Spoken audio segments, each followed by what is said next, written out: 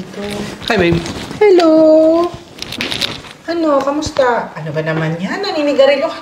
Ang baho-baho yan. Hindi to sigarilyo kaya. Vape lang to. Healthy daw to. Nagdadahilan ka na naman. Oh, kamusta? Anong balita?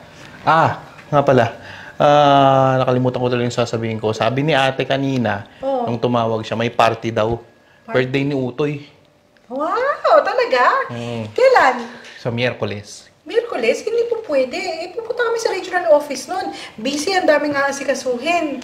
Wala ka talagang kabilbilib sa asawa mo. Siyempre, nagpaalam ka na sa akin, di ba? So sinabi ko na sa kanilang hindi ka makakasama. Pero, sinigurado kong makakabawi tayo. Paano Sabi ko, sagot na natin yung lechon. Lechon? Oo. Alam mo ba kung gaano kamahal yun? Mga nasa 3,000 yun. Babe. Anong pera? Yung kinuha ko, syempre mas malaki. 5,000 to 6,000 para syempre mayabang.